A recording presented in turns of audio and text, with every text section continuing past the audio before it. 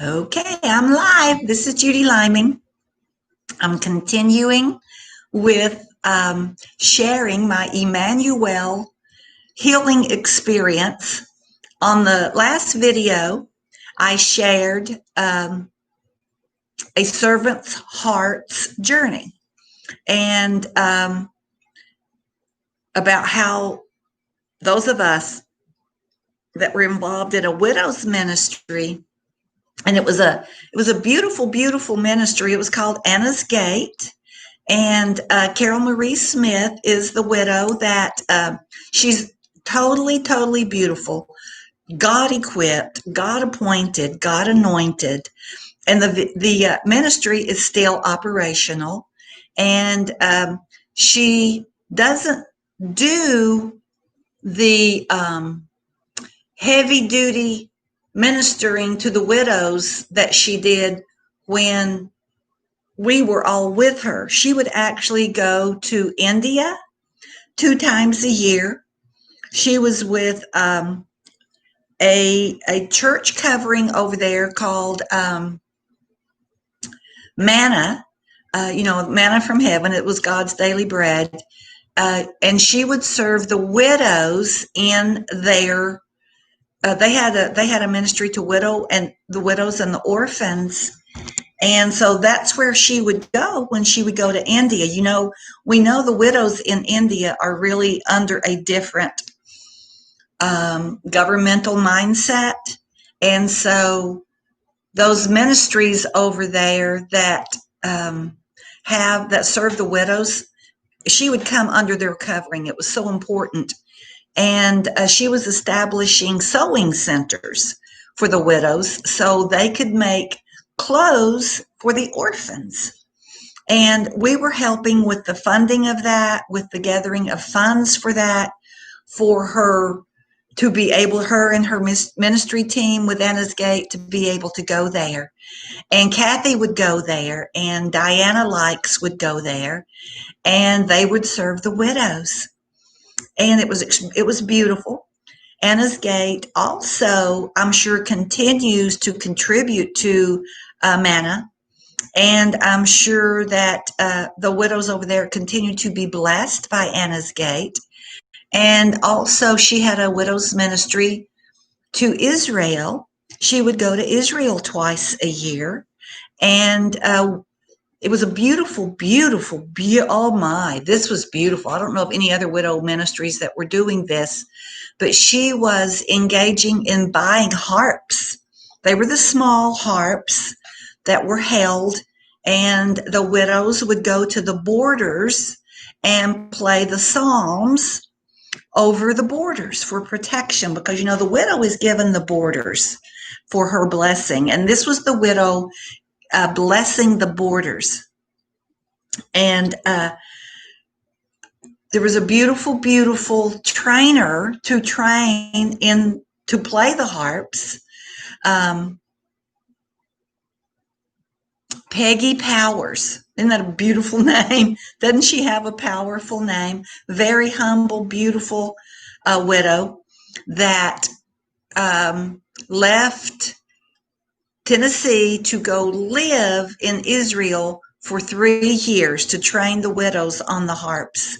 She became a permanent fixture for those 3 years in the Jofan. It was a Jerusalem house of prayer, and they would play in this Jofan.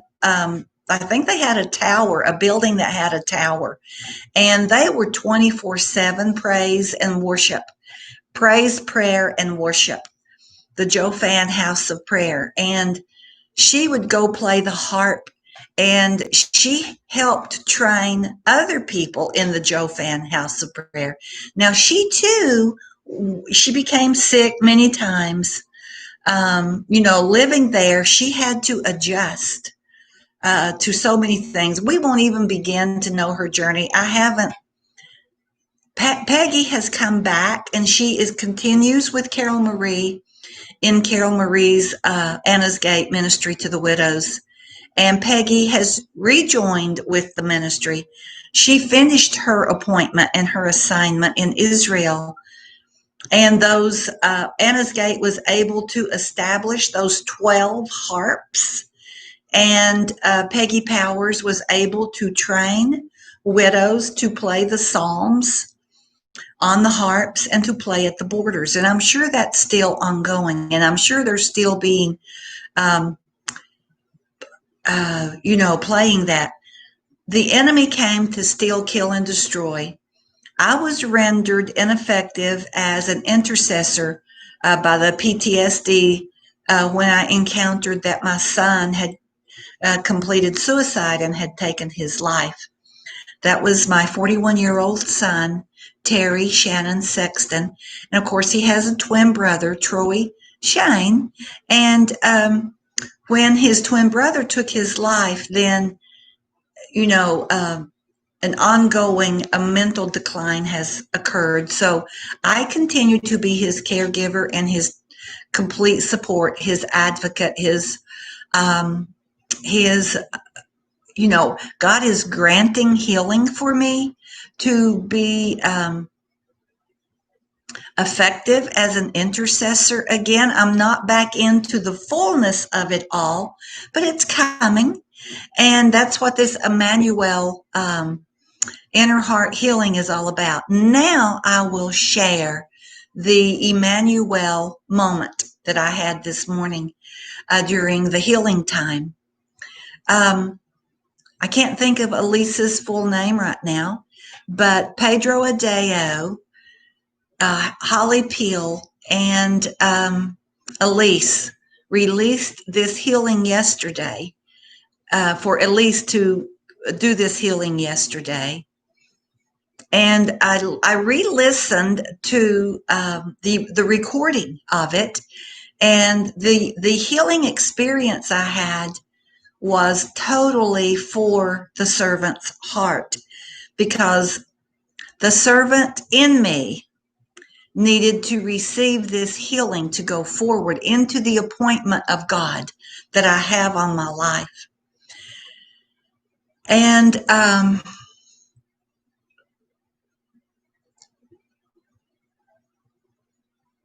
during these Immanuel moments, you get a posture of rest, because Jesus Christ is our rest. He calls us to rest in Him. So my posturing I was listening to Elise the entire time, and so I reclined, and she said to enter into a moment of appreciation. Now I'm a seer. So when I enter into my moments of appreciation, she says to enter into a moment where you felt appreciated, you felt joy, you felt a time of protection. And the moment I got was a beautiful moment of worship. My husband and I had been invited to be with a small group. I think there was about 12 of us. Wasn't that beautiful? That's the number of disciples. And my friend that I had worked with for about 10 or 12 years in physical therapy, he has a servant's heart. His name is Dan. If I could think of his name right now, for some reason, that's part of the PTSD. I'm going to call him Dan. And but Dan has a beautiful heart of worship. He has a beautiful heart to serve. He and I, during the time when my son was getting ready to take his life, but I didn't know he was getting ready to take his life, I was continuing to serve with my servant's heart at a free medical clinic in our community. It wasn't at Michael's Mission. It wasn't the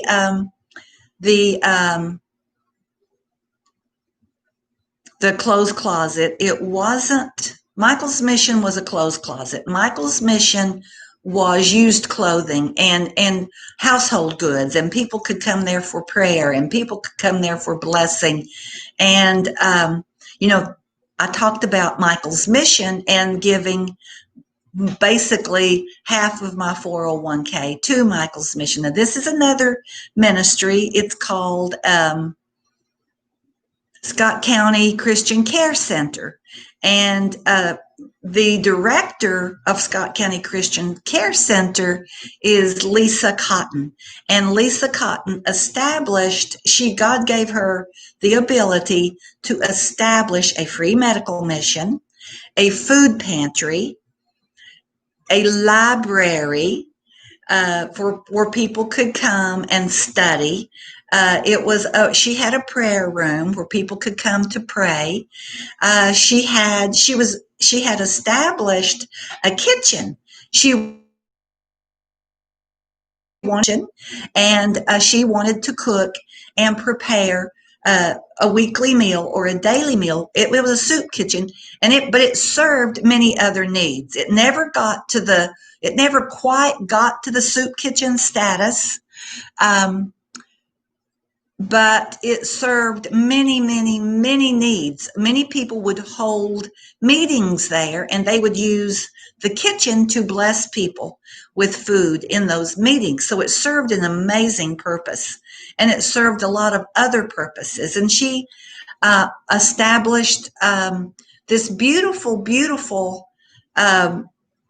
gardening, the ability to give people training tools, which I thought this was the most beautiful part of her ministry.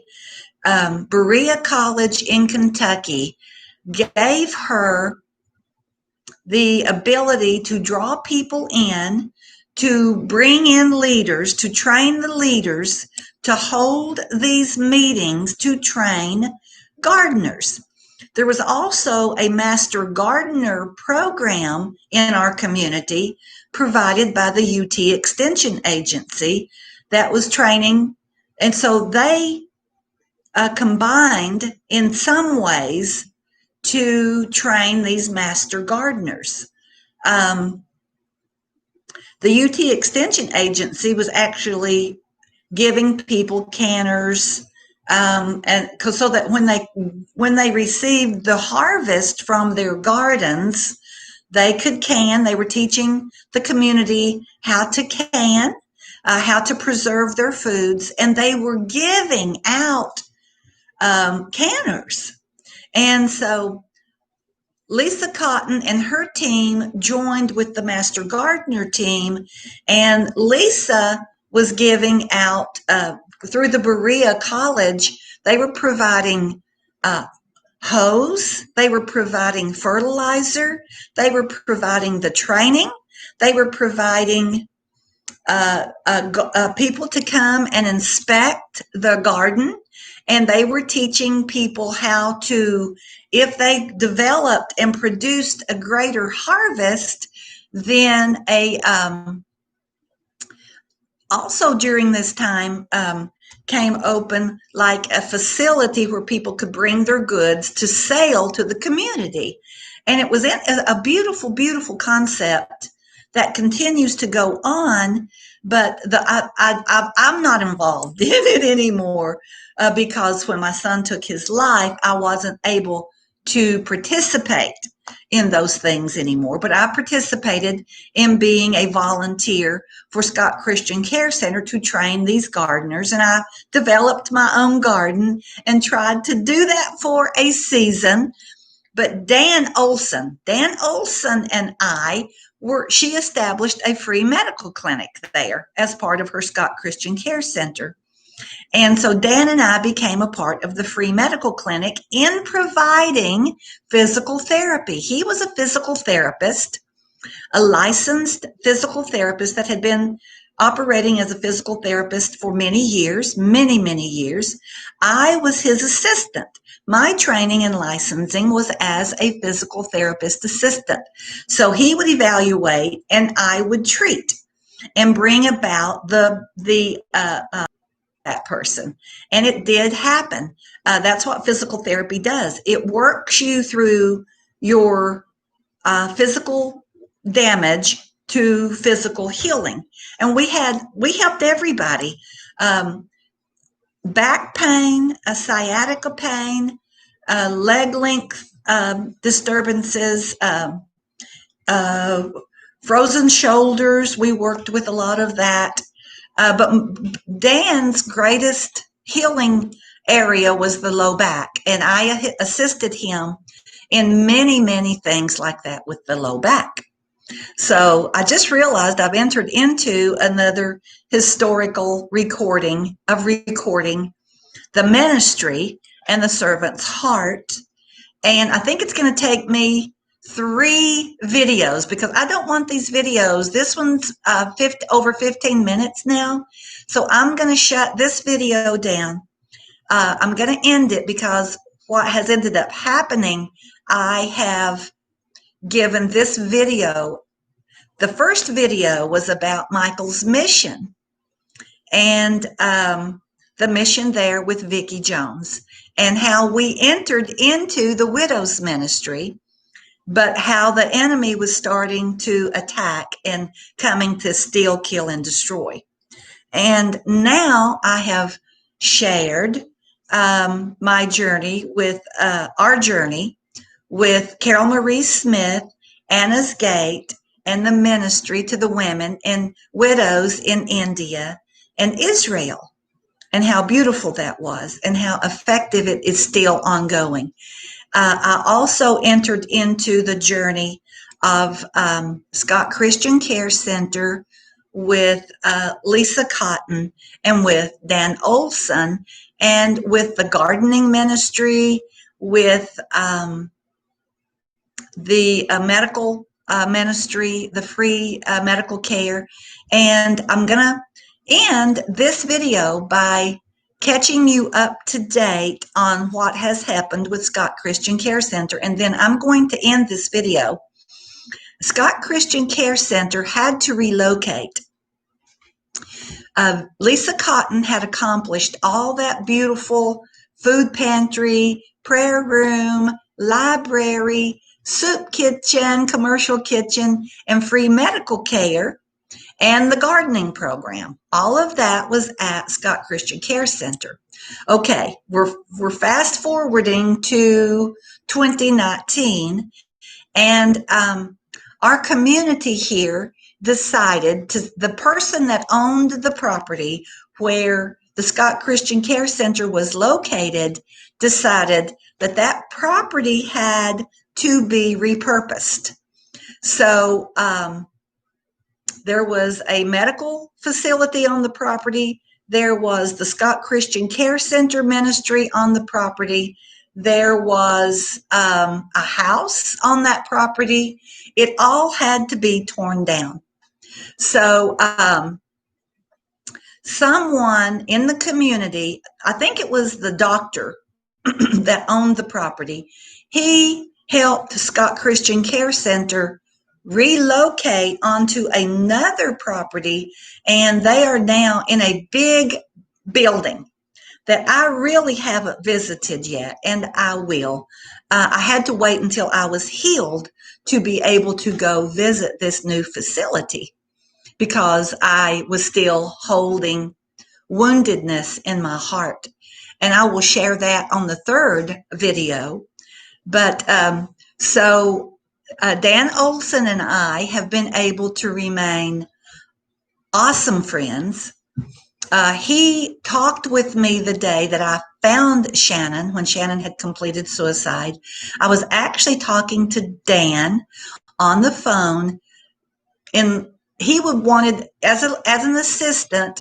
And after I would treat the patients, I would call him. Of course, I would do all the paperwork, but then he and I would talk, and I would let him know the progress of that patient.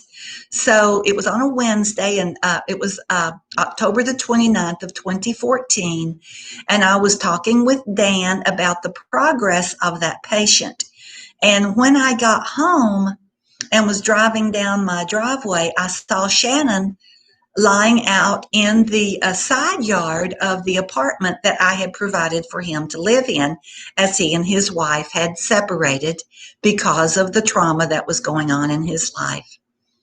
And I had been encouraging him to spend time in the sun and just get the sun, because the sun is such a healing environment. And I saw him lying there in a gravity chair, an anti-gravity chair.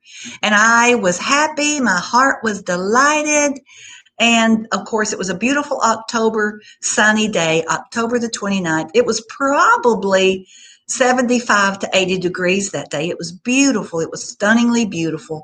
The leaves had started to fall. The leaves were on the ground, and I was talking to Dan. And I remember Dan asking me, what are you doing right now? Because he could hear the leaves crunching. And I was on the phone to Dan, and I said, oh, my beautiful Shannon, he's out here laying in the sun. I'm going to go talk with him. And as I got closer, I realized something was wrong. And I was talking to Dan. And I told Dan, I said, Dan, I've got to go. Shannon has hurt himself. So I could see that Shannon was bleeding from the head. And I was so traumatized at that moment, I couldn't face the fact that he has taken his life. So I was so traumatized that I just told Dan that Shannon had hurt himself. And I asked Dan to call my husband. And he said, no, Judy, you're going to have to do that. Because he knew that I was going to have to take care of this myself, and that I was going to have to call 911, and that I was going to have to call my husband. And so I hung up from Dan, and I'm going to share with you, because I think this does need to be, I've never recorded this.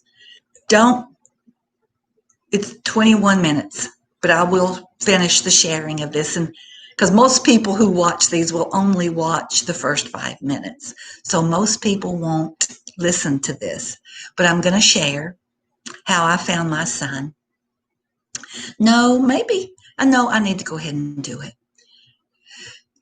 I could not go immediately to my son. I just could not. I could not. I could see him, but I could not go to him because my God had not prepared me yet, and he was getting ready to strengthen me for the trauma that I was going to have to endure and the pain that I was going to have to feel. And he was going to strengthen me for the moment. So I was standing up on a concrete platform that was the entryway to the apartment. And I felt the hands of God grab my shoulders. And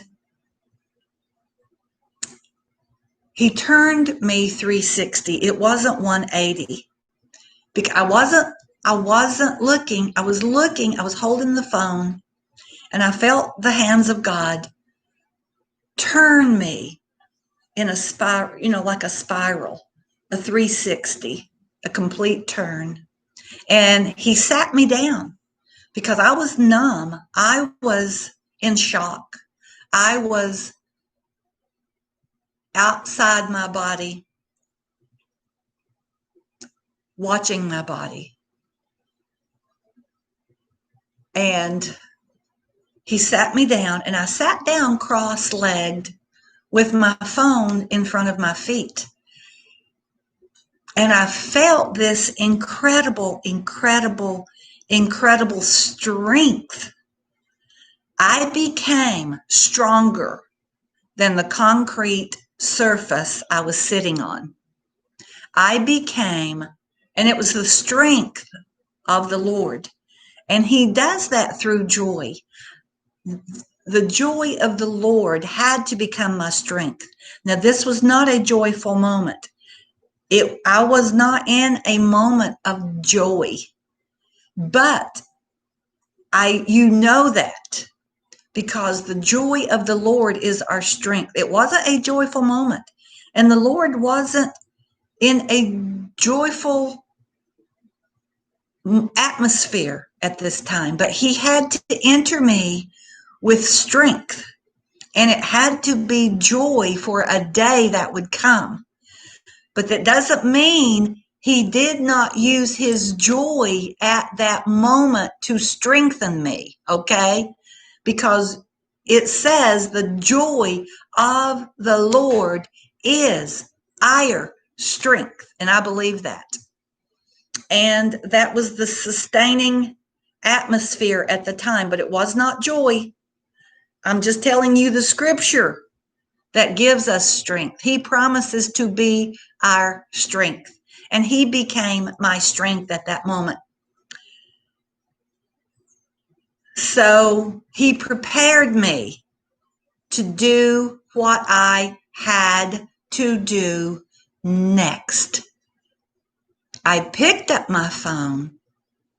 I called my husband and I told him that Shannon had taken his life. And I asked him to call 911. He said, no, you've got to do that. They're going to ask you questions that only you can answer. Whew. So I call 911. And he was exactly right. They asked me questions that only I could answer. Now, I do not know what I said. I don't have a clue what I said. I do know that she told me not to hang up. She told me to hang on. She told me something else.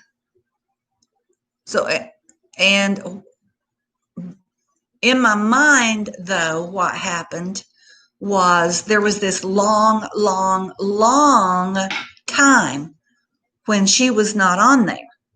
And I thought that she had lost a phone connection with me. So I hung up and called my sister. And I told my sister Mart that I had called 911 and that she was just as much a mother to him as I was.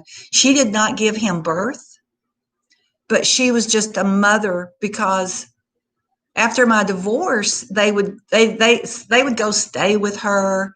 She fed them, she clothed them, she prayed for them, she supported them, she gave them money.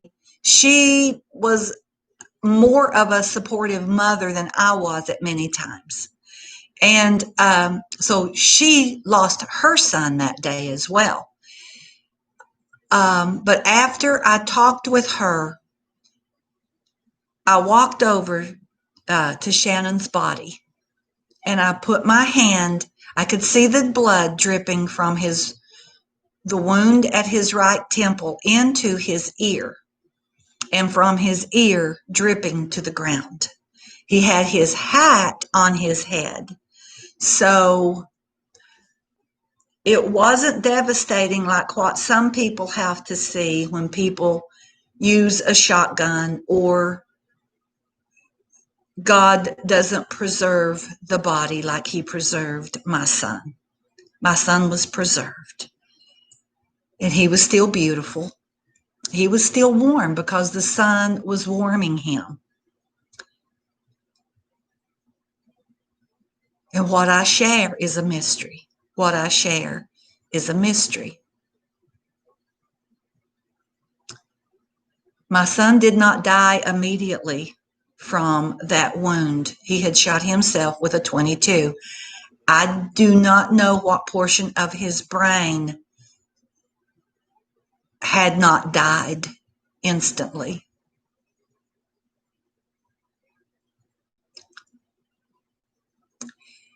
He had laid the gun down about his belt line,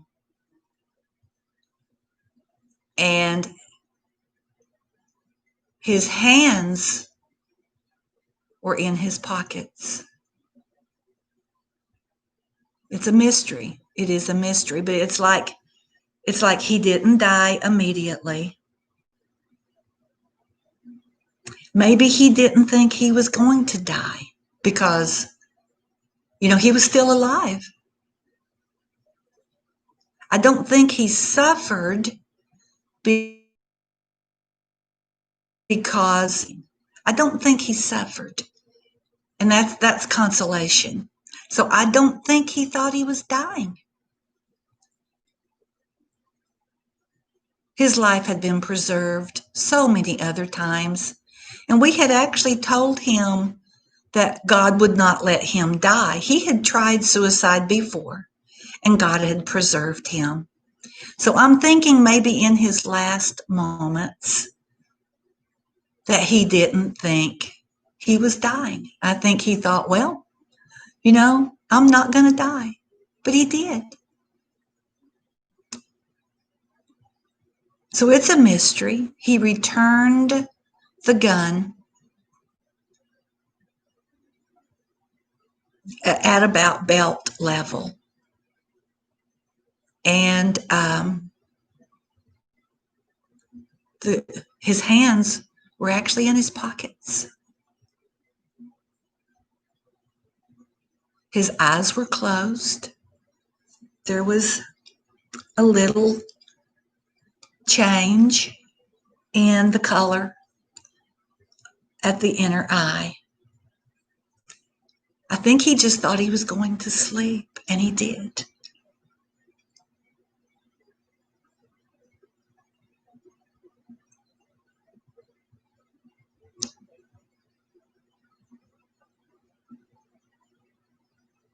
God is so merciful. I can talk about this now. I have never talked about this before, especially on a recording where I can preserve it.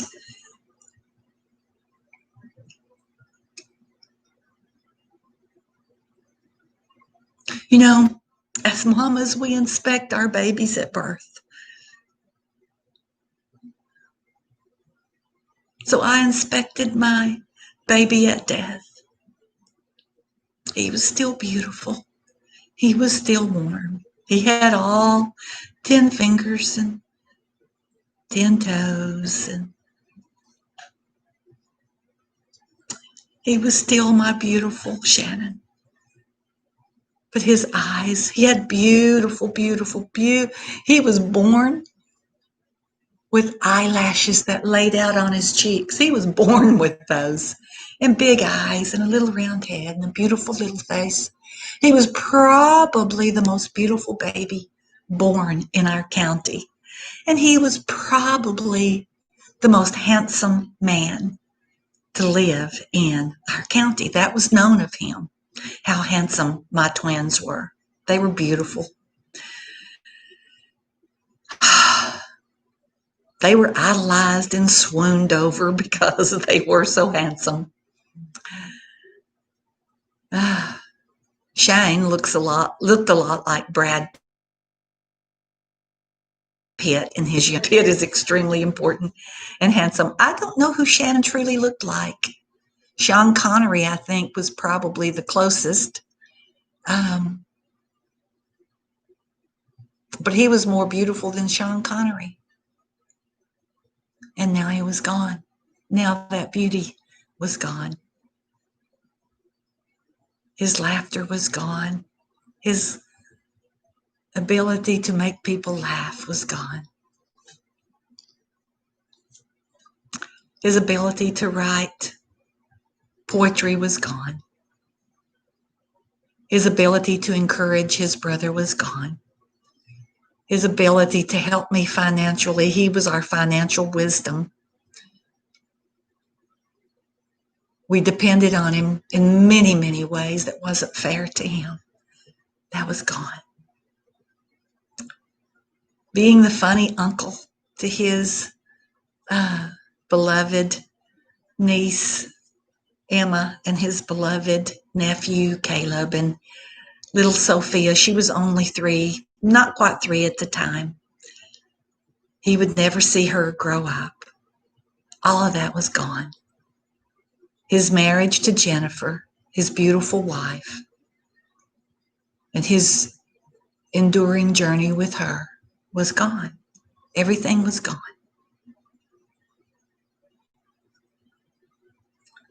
I didn't want that gun on his body, so I picked it up and I moved it. That was stupid. You're never supposed to interfere with something before the police get there. But I moved it and put it at the bottom of the chair because I didn't want it on his body. I didn't want the gun on his body. I didn't want that weapon of destruction on him. So I moved it. And when I moved the gun to the bottom of the anti-gravity chair down there between his feet, that's where I remember seeing the discharged, whatever they call that, the shell. And then I returned to inspect him and to touch his chest. And I thought, well, maybe he's still breathing, but he wasn't. And I thought, well, maybe I can speak resurrection life over him. And I had the dumbest thought. And he's brain damaged. What a dumb thought. You know, I could have exercised resurrection from the dead. I could have exercised prayer. And he would have been whole and well. You know, we serve an all-powerful God. And if God brought him back into resurrection life, he would not have been brain damaged. Oh my gosh. I'm just being vulnerable and honest about what I thought at that time. And then I just sat and held his hand. I removed his hand from his pocket. I don't remember which side I was on. I don't remember if I was on the right side or the left side. I don't remember that.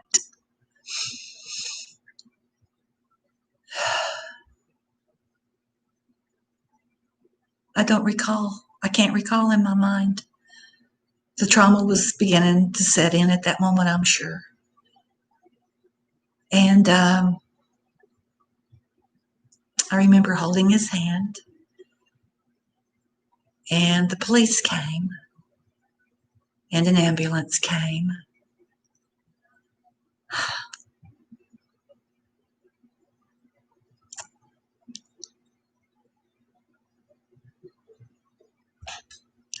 They began doing their job.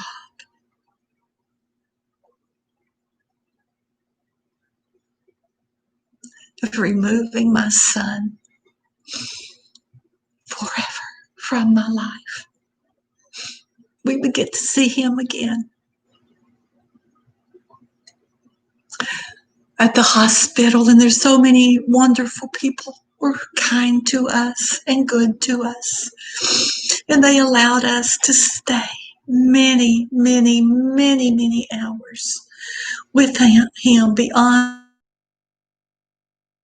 I'm sure, our allotted time to stay with him. But I would get to hold his hand again at the hospital, and I would get to touch him again at the hospital. And I got to touch him in his casket. And I got to talk to him in his casket.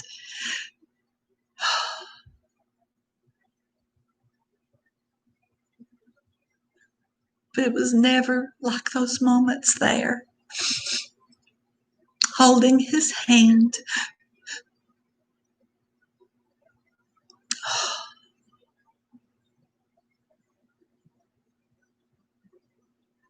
And being that mama that got to inspect and be with her baby at death. He was already gone. He wasn't. I think he was still on the property.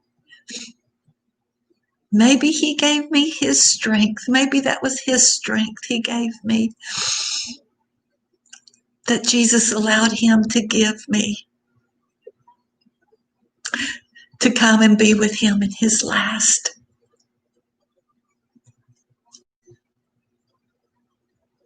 Our last Him in death and me in life. I don't know. I won't know that journey until I too depart from my body, when that spirit, when we leave the body and the soul, our mind, our will, and our emotions. But I know the spirit is extremely powerful, and the spirit is all from God, and it will return to God as his spirit messenger, as his spirit ambassador while we're here. And that's what I'm doing right now. I am being a spirit ambassador in sharing things of the spirit. And I'm going to end this video. Gosh, it's been 40 moments. So I'm going to end now in the fullness of love. This video is just for prosperity and remembrance. So in the fullness of love, I'm ending this tragic moment. Yes, this tragic moment.